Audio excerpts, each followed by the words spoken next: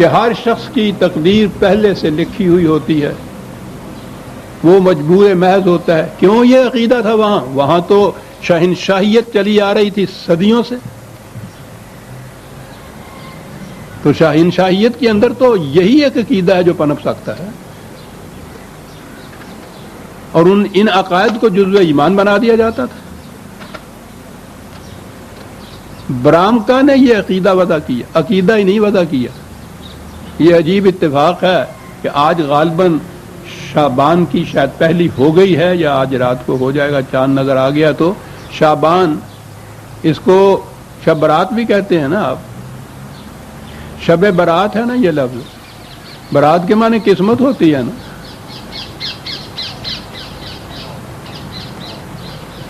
یہ قسمت کی رات کیا ہے؟ ایرانی آتش پرست تھے نا. یہ آتش بازی کیوں چلتی ہے اس رات کو؟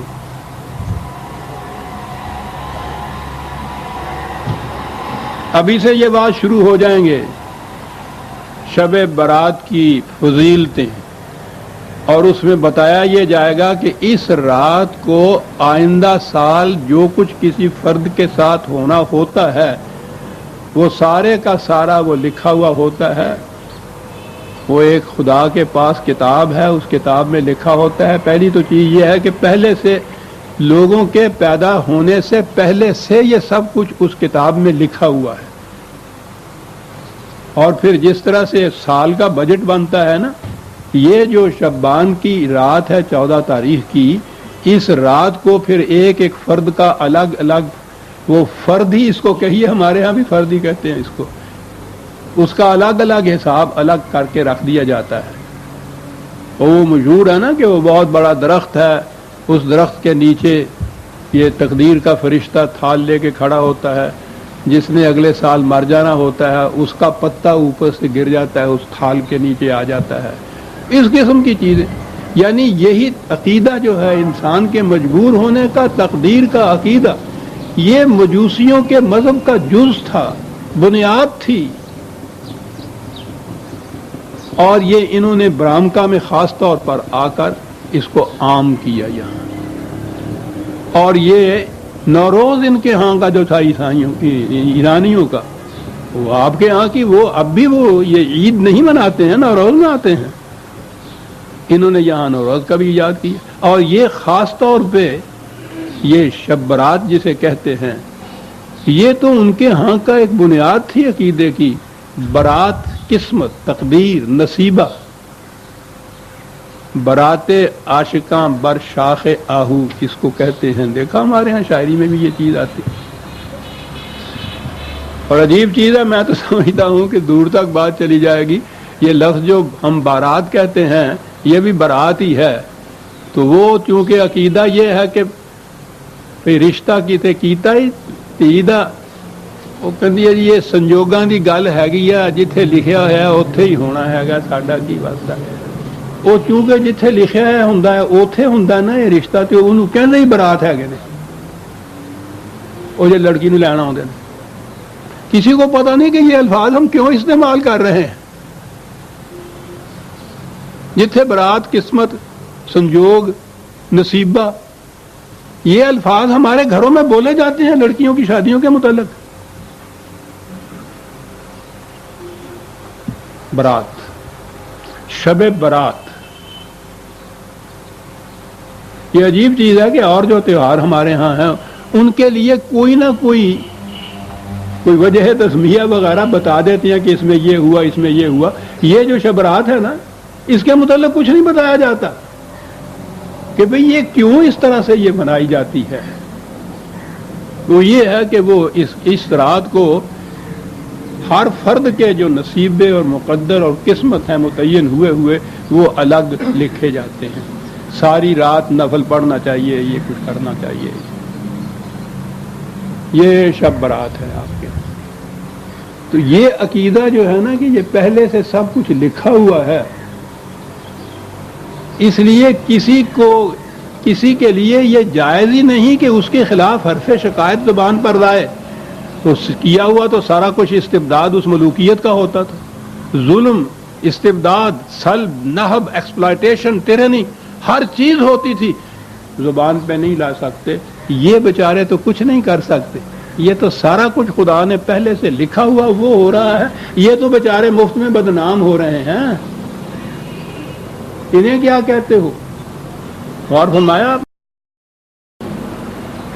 عقائد کن وجوہات کی بنا پر وجود میں لائے جاتے ہیں، ایک تو وہ ہے نا کو جو خدا نے پیدا کیا، یعنی وہ اس میں یہ بات کہ کسی انسان کے خیال تصور کا دخل ہی نہ ہو، اسی لیے خدا نے یہ بات جو یہ کہی کہ رسول کو بھی حق حاصل نہیں ہے کہ کوئی وحی بنا لے، کوئی قانون بنا لے یا اس میں کوئی تبدیلی کر سکے، اس کو بھی حق حاصل نہیں ہے، اسی لیے اس نے دین کو دین اللہ کہا ہے، کسی رسول کا دین نہیں کہا ہے۔ ایک ہی چیز ہے جو قرآن نے آگے کہی، اور وہ یہ ملوکیت، سرمایہ داری، مذہبی پیشوائیت، ان کی جڑیں کاٹی۔ کیا کہہ کے؟ قانون کی حکمرانی۔ اس نے جو عزیزان من تصور دیا ہے، جسے آپ اسلامی مملکت کہتے ہیں، اسلامی حکومت کہتے ہیں، اتنا عظیم تصور دیا ہے۔ خدا قادر مطلق، اس کے ایک ارادے سے کائنات وجود میں آ سکتی ہے، ختم ہو سکتی ہے، لا انتہا قوتوں کا مالک۔ اس نے کچھ قوانین اور کچھ اقدار متعین کر کے وحی کے ذریعے سے یہ دے دی رسولوں کو، اور رسولوں سے کہا کہ دنیا میں عام کر دو، ہر شخص کو بتا دیا کہ یہ ہیں وہ قوانین جن کے مطابق تم نے چلنا ہے۔ ان قوانین کے بنانے میں کسی انسان کا کوئی دخل نہیں ہے۔ تو انسان کی حکومت تو ابتداءً یہاں ختم ہو گئی نا، قانون بنا ہی نہیں سکتا کوئی انسان،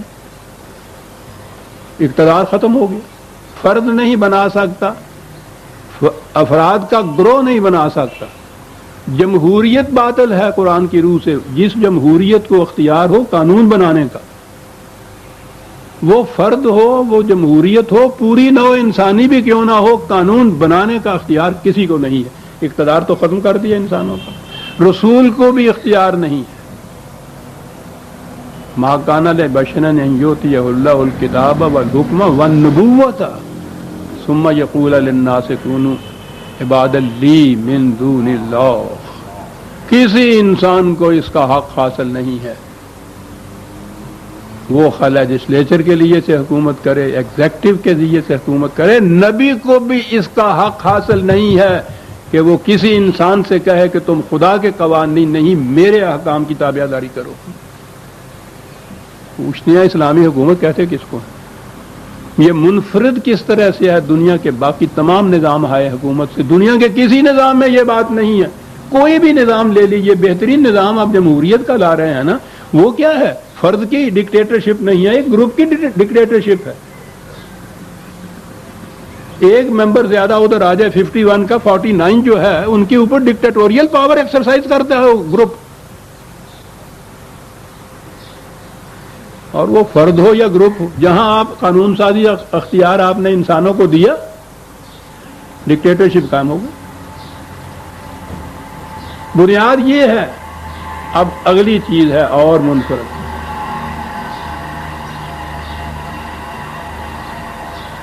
قوانین دے دیے، حدود متعین کر دیے، لمٹس مقرر کر دیں، انسانوں کو دے دیں، کہہ دیا کہ ان پہ ہم زبردستی نہیں تمہیں چلانا چاہتے، ان کو دیکھ لو، پرکھ لو، جانچ لو، پڑتال کر لو، علم و بصیرت کی روح سے، عقل و شعور کی روح سے اگر تم اس سے سیٹسفائیڈ ان سے ہو جاتے ہو، سمجھ لیتے ہو کہ یہ تمہارے فائدے کی ہے، اسے قبول کر لو،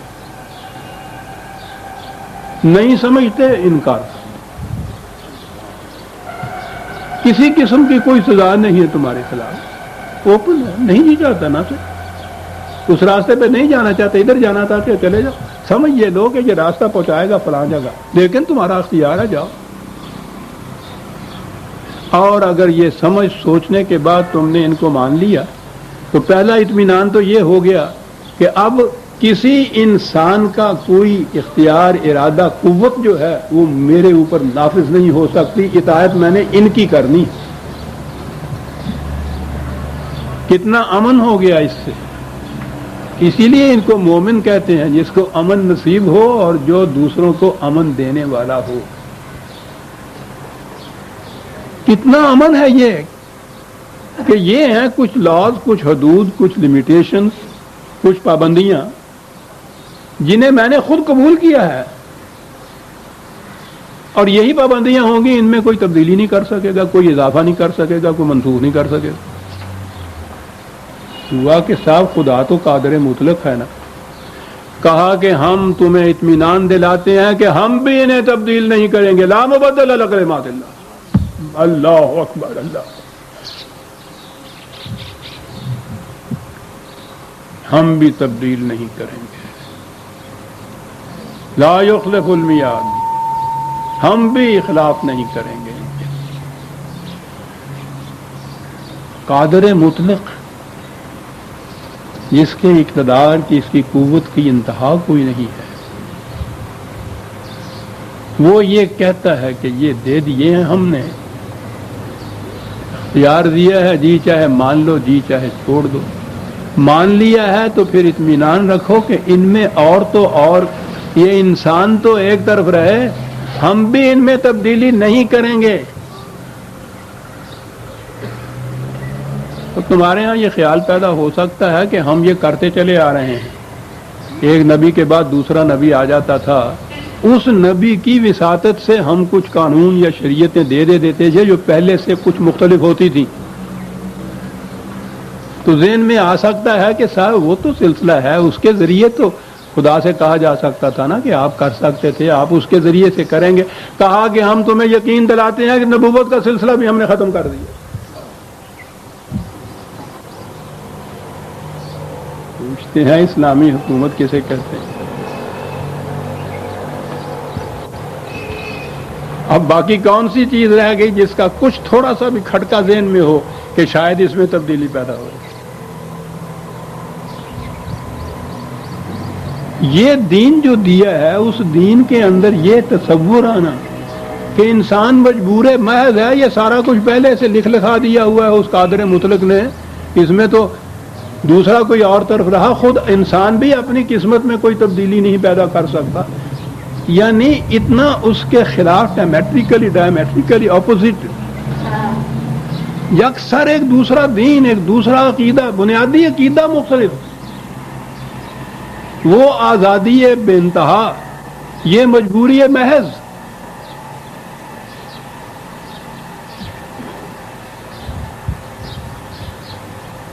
اور پھر اس کا نام اسلام رکھا گیا۔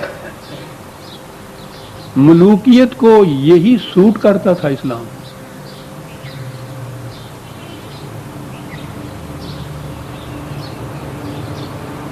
ملوکیت، جس دین کی یہ کیفیت ہو کہ خدا نے یہ کہہ دیا کہ ہم بھی وعدہ خلافی نہیں کریں گے، کہا کہ اگر تمہیں کہیں یہ خیال پیدا ہو کہ فلاں بات کو، وعدہ کے معنی خدا کا قانون ہوتا ہے، یاد رکھیے کہ فلاں بات میں تو یا خلاف ورزی کچھ ہو گئی، تو کہا کانا وعدہ مسئولا، ہم بھی اکاؤنٹیبل ہیں، ہم سے بھی پوچھا جا سکتا ہے کہ تم نے یہ کیوں کیا ہے۔